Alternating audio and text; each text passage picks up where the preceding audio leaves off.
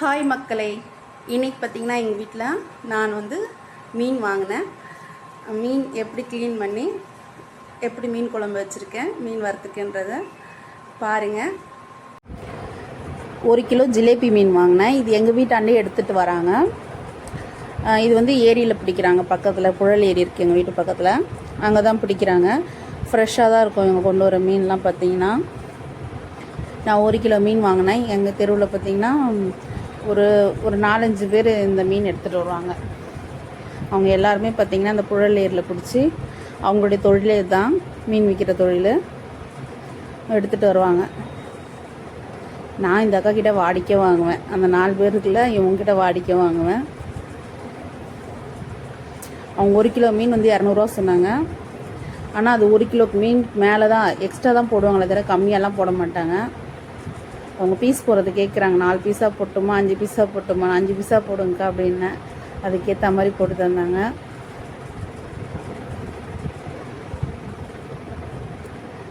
அவங்க பார்த்திங்கன்னா இந்த செதில்லாம் எடுத்துகிட்டு, ஆனால் ரொம்ப செதில்லாம் க்ளீனாலாம் எடுக்க மாட்டாங்க. ஓரளவுக்கு தான் எடுப்பாங்க. கட் பண்ணி கொடுப்பாங்க. நம்ம நல்லா க்ளீன் பண்ணிக்கணும். அவங்க பிடிச்சி எப்படி நறுக்குறாங்க பாருங்கள். அந்த அளவுக்குலாம் நம்ம வீட்டில் வச்சு அருவமனையில் பண்ணிக்குமான்னா டவுட்டு தான். ஏன்னா எங்கள் வீட்டு அருவமனைலாம் குட்டியாக தான் இருக்குது. நான் இங்கே சுற்று போட்டுடுச்சு. போட்ட பிறகு தான் போகுது.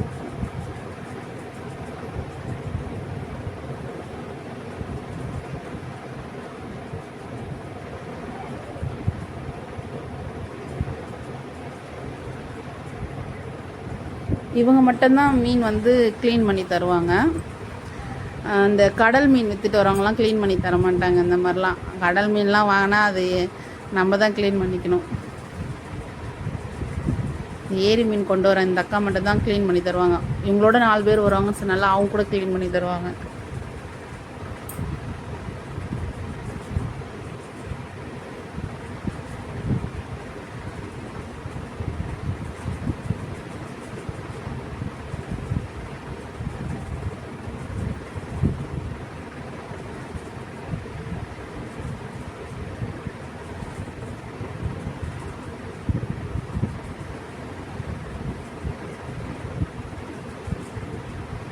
அவ்வளோதான், அவங்க வேலையை முடிச்சிட்டாங்க.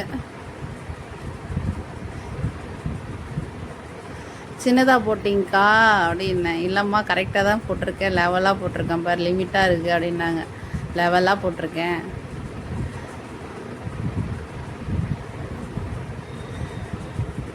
இப்போ இதை கழுவுறது தான் ரொம்ப வேலைப்பாடே. ஏன்னா அவங்க நறுக்கி கூட கொடுத்துட்டாங்க. அவங்க கூட மிஞ்சி போனால் அது 1/4 மணி நேரத்தில் நறுக்கி கொடுத்துட்டாங்க. இதை நான் கழுவுறதுக்கு எவ்வளோ நேரம் ஆச்சு தெரியுமா? 1/2 மணி நேரம் ஆச்சு. நான் பின்னாடி இருந்தால் வாய்ஸ் கொடுக்குறேன். ஏற்கனவே எடுத்த வீடியோ பின்னாடி இருந்து வாய்ஸ் கொடுக்குறேன். நான் இது தேவையானதை மட்டும் எடுத்து போட்டு கொடுக்குறேன், எடுத்து வாய்ஸ் கொடுக்குறேன். ரொம்ப நேரம் க்ளீன் பண்ணதை போட்டுன்னு வச்சிங்களேன், வீடியோ பார்க்க வந்தாங்க நீங்களே டென்ஷன் ஆகிடுவீங்க.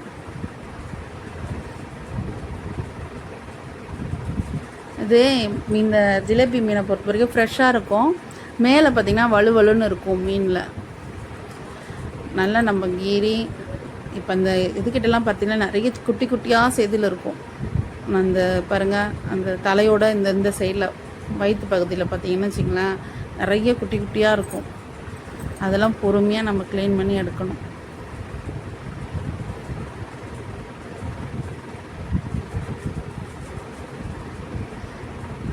வயிற்று பக்கத்துலலாம் உள்ள கருப்பாக இருக்கும். அந்த குடல் இருந்த பக்கத்தில் அதெல்லாம் கொஞ்சம் நல்லா க்ளீன் பண்ணி எடுத்துக்கணும்.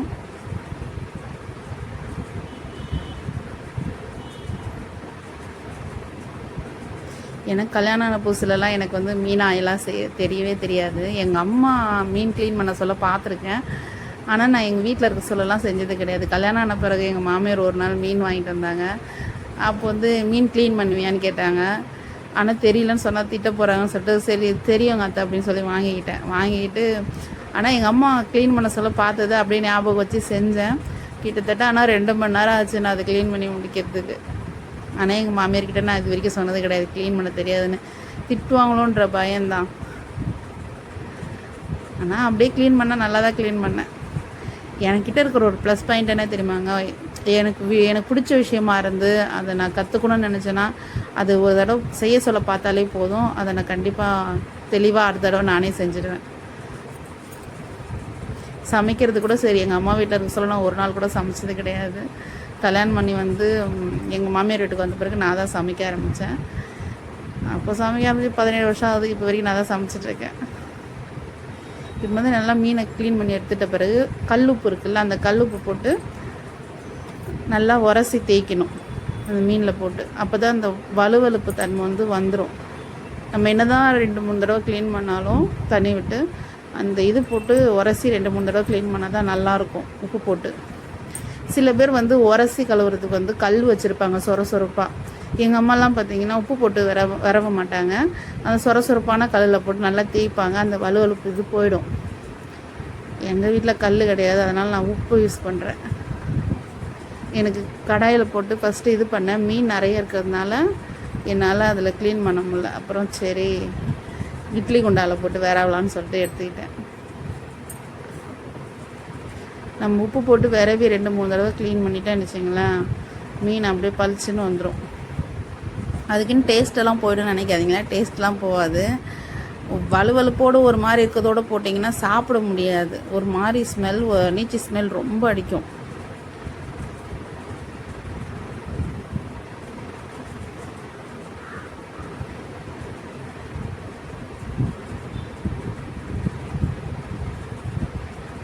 நான் 2-3 தடவை அலசி எடுத்துக்கிட்டேன்.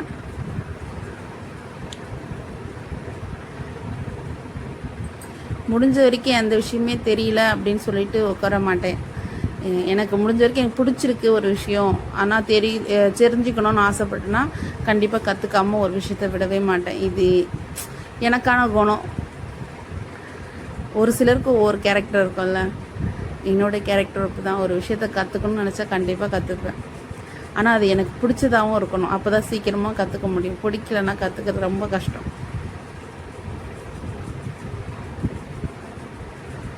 இப்போ கடைசியாக பார்த்தீங்கன்னா டாட்டா சால்ட்டு 1/2 ஸ்பூன் போட்டு நல்லா குலுக்கி எடுத்து வச்சுக்கணும். அப்போ தான் வந்து குழம்புல நம்ம கடைசியில் தானே மீன் போடுறோம், அந்த உப்பு சுவன்னா இருக்கும், காரம்லாம் பிடிக்கிறதுக்கு கொஞ்சம் லேட்டாக இருக்கும்.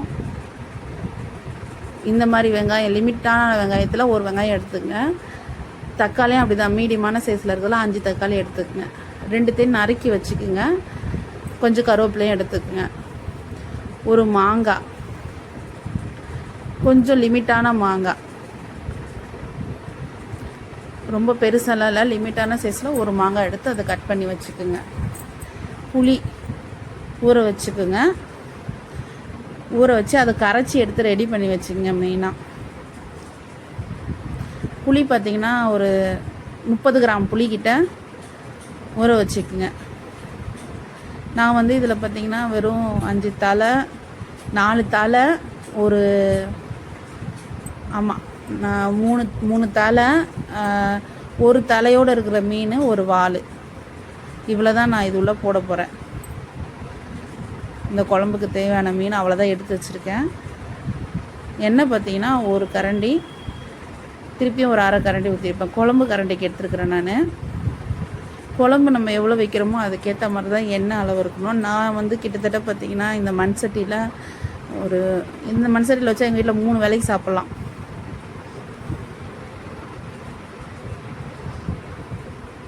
எங்கள் வீட்டில் 3 வேளைக்கு சாப்பிட்லான்னா 3 பேர், ஒரு வேளைக்கு 3 பேருன்னா பார்த்துக்குங்க, 3 வேளைக்கு சாப்பிட்லாம், 9 பேருக்கு சாப்பிட்லாம், அப்படி கணக்கு பண்ணிக்கோங்க. கடுகு சின்ன ஸ்பூனுங்க, சின்ன ஸ்பூனுக்கு 1 ஸ்பூன் போட்டுக்குங்க. வெந்தயமும் 1 ஸ்பூனில் 1.5 ஸ்பூன் போட்டுக்குங்க, சின்ன ஸ்பூனுக்கு.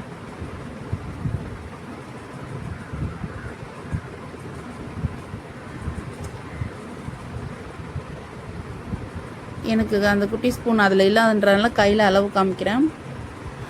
கிட்டத்தட்ட 1.5 ஸ்பூன் போட்டுங்க, குட்டியாக இருக்கிற ஸ்பூனுக்கு போட்டுட்டு இப்படி நல்லா காஞ்சிரும். எண்ணெயில் போட்டு காஞ்சிட்ட பிறகு வெங்காயம், நறுக்கி வச்ச வெங்காயத்தை எடுத்து போடுங்க. போட்டு அது நல்லா வதங்கணும், கிளறி விடுங்க. போட்டுட்டு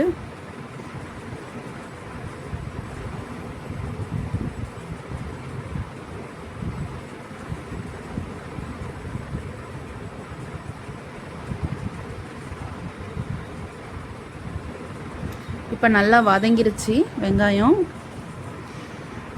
இப்போ வந்து தக்காளி எடுத்து போட்டுங்க. இந்த மீன் குழம்பு மட்டும் மண் சட்டியில் வச்சா அவ்வளோ ஒரு டேஸ்ட்டாக இருக்கும்.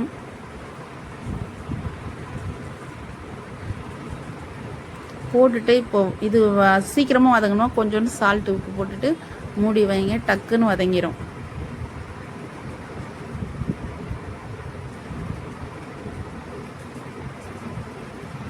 இப்போ நல்லா வதங்கிருச்சு. புளியை கரைச்சி அப்பயே வச்சுக்க சொன்னால அந்த புளி கரைச்ச தண்ணியை ஊற்றிக்கணும்.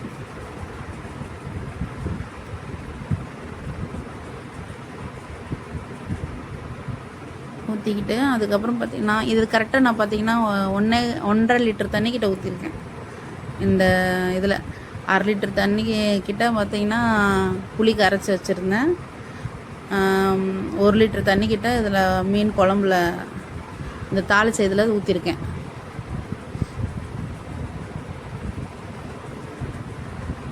உப்பு ஒரு 1/2 ஸ்பூன் போட்டுக்குங்க. 6 கரண்டி மிளகாத்தூள் போட்டிருக்கேன். நான் வீட்டு மிளகாத்தூள். கடை மிளகாத்தூள்னால் பார்த்தீங்கன்னா ஒரு 50 கிராம் பாக்கெட் ஆச்சி மிளகாத்தூள் ஒரு பாக்கெட் போட்டிங்கன்னா போதும். நான் வீட்டு மிளகாத்தூள்ன்றதுனால 50 கிராம் மேலே தான் இருக்கும். இது காரம் கம்மியாக இருக்கிறதுனால நான் 6 கரண்டி போட்டிருக்கேன். போட்டு நல்லா கிளறி விட்டுட்டு மீன் பாருங்கள், தலை 3 தலையும் 2ஆக பிச்சு எடுத்துக்கிட்டேன். 2ஆக பாதியாக போட்டுக்கிட்டேன். ஒரு மீன் மட்டும் பாருங்கள், குட்டி மீன் தலையோடு இருக்கிற மாதிரி வச்சுருக்கிறேன். பாதியாக மறுக்கிறது தான் காமிக்கிறேன் நான். அப்புறம் ஒரே ஒரு வால் மட்டும் எடுத்துக்கிட்டேன். இவ்வளோ போட்டாலே போதும். மீன் குழம்புலாம் செமையாக மணமாக இருக்கும். இப்போ மீன் குழம்பு வந்து நல்லா கொதிச்சிருச்சு. இந்த மாதிரி நல்லா கொதிக்கிறோம். சலன்னு கொதிச்சா தான் மிளகாத்தூள் வாடை வந்து போகும், புளி வாடையும் போகும். பாருங்கள், நல்லா குழம்பு கொதிச்சு வர ஸ்டேஜில் இப்போ வந்து என்னென்னா நறுக்கி வச்சுருக்க மாங்காவை முதல்ல போடணும். போட்டு ஒரு 5 நிமிஷம் தான், 5 நிமிஷம் நீங்கள் கொதிக்க விட்டாலே போதும். ரொம்ப நாள் கொதிக்க விட்டிங்கன்னா அப்படி கரைஞ்சிரும் மாங்காய். கரெக்டாக ஒரு 5 நிமிஷம் போட்டு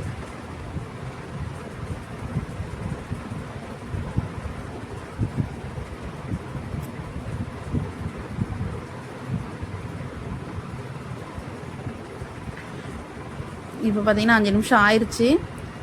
இப்போ மீன் போடுறேன். மீன் போட்டு ரொம்ப நேரம் கொதிக்க விட வேண்டாம். ஒரு ஒரு 7-8 நிமிஷம் கொதிச்சா போதும். டைமிங் பிரகாரம் சொல்கிறேன், 7-8 நிமிஷம் போட்டு கொதிச்சா போதும். ஏன்னா மீன் வேகிறதுக்கெலாம் ரொம்ப நேரம் ஆகாது. ஏன்னா வந்து குழம்பு வேறு இறக்கி வைக்கிறோமா, மண் சட்டின்றதுனால சூடு நல்லாவே இருக்கும். அந்த சூட்லேயே நல்லாவே வெந்துடும்.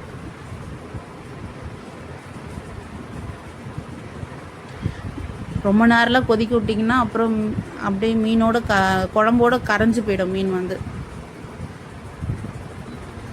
நான் சொல்கிற மாதிரி செஞ்சிங்கன்னா மாங்காவும் கரையாது, மீனும் கரையாது. பாருங்கள், ரெடி ஆயிடுச்சு. அவ்வளோதான்.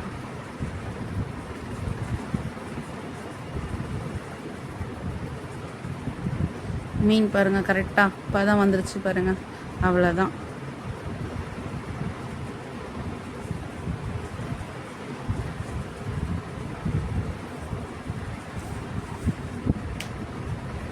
மீன் குழம்பு ரெடி ஆயிடுச்சு. அப்புறம் மீன் வறுக்கிறது பார்த்திங்கன்னா வச்சிங்களேன், நான் உப்பு போட்டு ஊற வச்சுருந்தேன்ல, அதனால் லைட்டாக இப்போ கொஞ்சமாக தான் உப்பு போட்டுக்கிறேன்.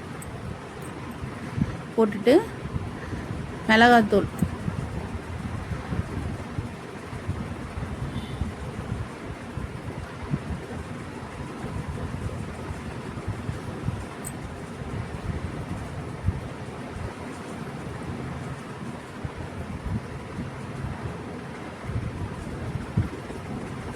மூணு ஸ்பூன் மிளகாத்தூள் போட்டிருக்கேன். நல்லா விரவி வச்சுக்கணும். விரவி ஃப்ரிட்ஜில் தூக்கி ஒரு 1/2 மணி நேரம் வச்சுருங்க, வெளியில் வைக்காதீங்க. நான் அப்படி தான் வச்சு அதுக்கப்புறம் தான் எடுத்தேன்.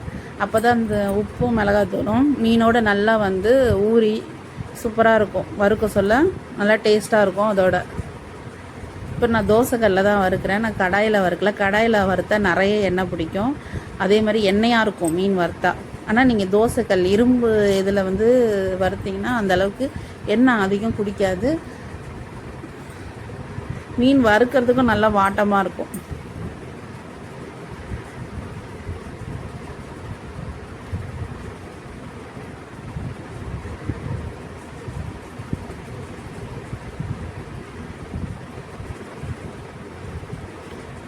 நல்லா திருப்பி திருப்பி போட்டு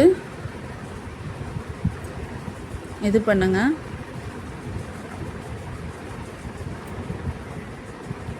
நல்லா சாப்பிட நல்லாயிருக்கும். ஆனால் சொல்லுவாங்க சில பேர் ஜிலேபி மீன்லாம் வந்து முள் நிறைய இருக்கும். ஆனால் இங்கே கொண்டு வர ஜிலேபி மீன்லாம் அந்த அளவுக்குலாம் முள் இருக்காது.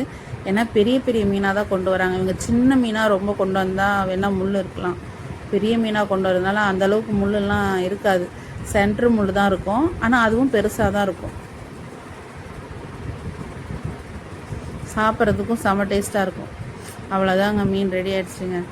இப்போ என்னென்னா தோசைக்கல்லே அப்படியே ஓரமாக தள்ளி தள்ளி வைக்கணும். ஏன்னா வந்து உடனே எடுத்தால் எண்ணெய் அப்படியே அந்த எண்ணெயோடு இருக்க மாதிரி இருக்கும். ஓரமாக வச்சுன்னு வச்சிங்களேன், அந்த மீனில் இருக்க எண்ணெயெல்லாம் அப்படியே சென்டராக வந்துடும். அப்புறம் எல்லாத்தையும் எடுத்து நம்ம ஒரு 5 நிமிஷம் ஒரு 2 நிமிஷம் கழித்து எல்லாத்தையும் 2 நிமிஷம் கழித்து எல்லாத்தையும் எடுத்துன்னு வச்சிங்களேன், வெறும் இது மீன் மட்டும்தான் இருக்கும். அதில் எண்ணெயே இருக்காது.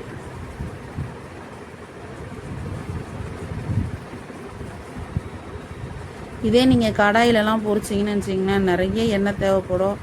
கையில் தொட்டிங்கனாலே அப்படியே நிறைய எண்ணெயாக இருக்கும். ஆனால் தோசைக்கல்லில், அது இரும்பு தோசைக்கல்லில் நீங்கள் வறுத்திங்கன்னா மட்டும்தான் இந்த மாதிரி எண்ணெய் வந்து அதிகமாக குடிக்காது, எண்ணெயும் இருக்காது மீனில். ஓகே, பாய் மக்களே.